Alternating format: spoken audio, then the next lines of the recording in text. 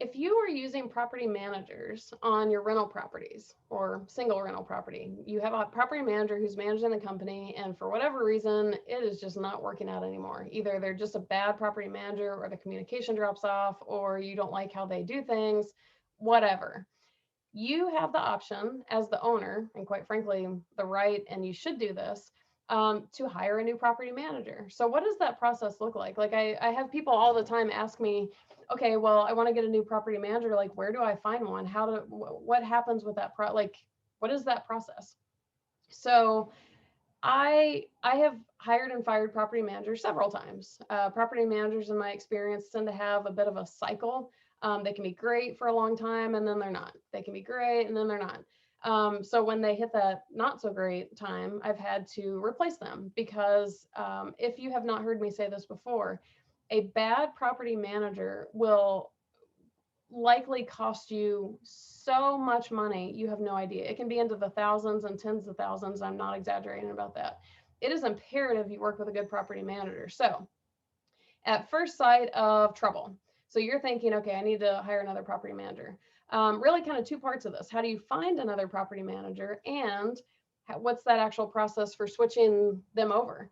So, first thing is how to find a good property manager. My two recommendations, and you can do some basic things like property manager, any town, state, whatever, wherever the city, state is, you can Google just basics. Get the names of different managers and you can call them. The two biggest things that I recommend you doing, number one, you can go Bigger Pockets is really kind of the website that I would recommend for this because there's forums. You can post questions, you can post scenarios. There's so many people talking in these forums. You can literally put a post up saying, hey, does anyone have any property manager recommendations in whatever the city is? Because I think one of the best ways to find a good property manager is to find out who other people are working with and like, because if other investors are already working with someone and they're having a great experience, that's kind of hard to beat. Like that's the number one. I think if you can find other people, who may have recommendations for you, that's huge. um, there's actually three places you can look. That's one of them. Number two, this one sounds kind of weird. Go to Yelp.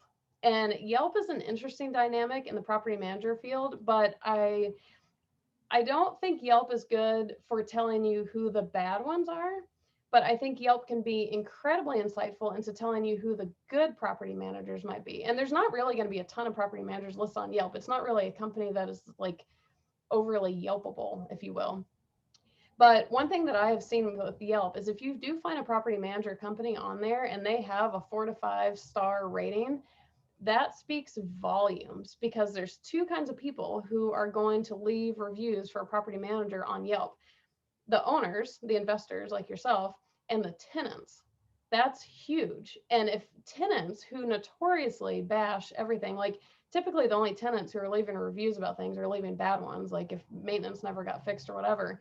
And I think that's why you can't really gauge bad property managers from Yelp, because you get one bitter tenant, for a multitude of reasons, they bash people left and right. So that's what I'm saying. If someone has 4 or 5 stars, that's huge, because tenants leaving reviews is actually helpful for you as an investor, because you as an investor, you want to know how your tenants are being taken care of. Are their maintenance requests being fixed? Are they being responded to? That's huge for you to know. And that's like right straight from the horse's mouth right there. And then other owners may put reviews up also.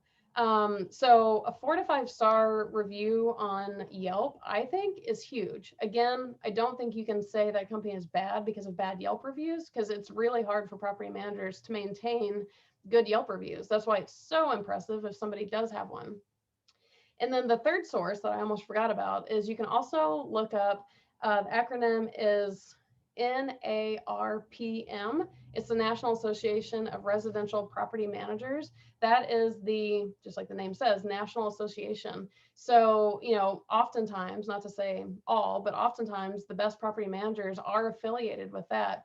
And if you go to their website, you can type in cities, search for all the property managers who are in fact registered with NARPM. I have to think about that acronym. So that's the third place to start getting, names. Again, if you just do the Google search, it's going to be hard to kind of differentiate who's good, who's bad, whatever. But at least if you have Yelp other reviews, and NA RPM, it's not a guarantee that it's a good company, but it's sure a better starting point. So then once you kind of have a list of who you want to talk to, just start calling them up and just kind of get a feel for who are you enjoying talking to? Who are you not enjoying?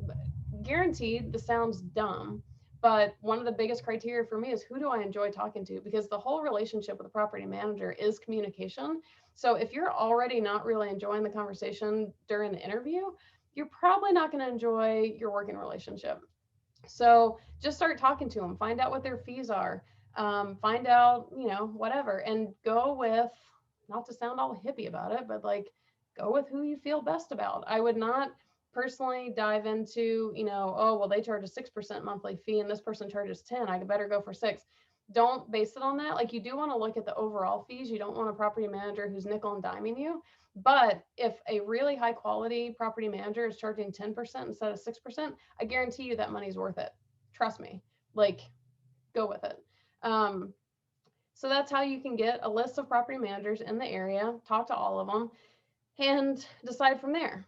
So then let's say you decide on a new property manager and you're all excited about it.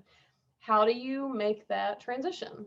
Well, the best thing about it, and this is based on my experience, so maybe people have had other experiences from this, but the nice thing about a good new property manager is they pretty much head up the transfer of keys and documents and security deposits and all that. I, to this day, my properties are all out of state that I have property managers on. I've never had to show up in person. They handle everything. They get the keys from them. They get the security deposit. They tell the old property manager what they need and when. They really head up that process for you. At least they always have in my experience. The only thing that I've really done is, give the old property manager a notice saying, hey, things aren't really working out. I'm going to be moving. And maybe you don't know who the new, well, maybe wait till you have the new property manager and say, hey, the new property manager is going to be contacting you. Please respond to them in a timely manner. And in my experience, the transfer process has all gone on outside of me. All I really had to do is just, check in with the new manager. Hey, do you have everything you need? In some cases, they have not been given what they need. So I'll follow up with the old property manager saying, yo, send it over, like, we need it. So I might be a little bit of a liaison between them, but for the most part, they're kind of talking to each other because they know what to do. They know how to do it. And it's really just kind of that easy. So I'm hoping this gives you some kind of insight, at least the starting points for how to change a property manager. And again, I can't emphasize enough, get rid of a bad property manager. One of the biggest mistakes I've made in my rental property investing career, if you want to call it that, is I have hung on, because I'm a sucker, to bad property managers for too long. And it has truly bitten me extremely costly every single time, whether it's bad tenants, repair. Like, I can't even tell you how much it's cost me in expenses by hanging on to them for too long. So, let people can slide a little bit, things in life happen, but if it continues for much longer, go ahead and start looking for a new property manager. And hopefully now you have some kind of guidance on how to start that process.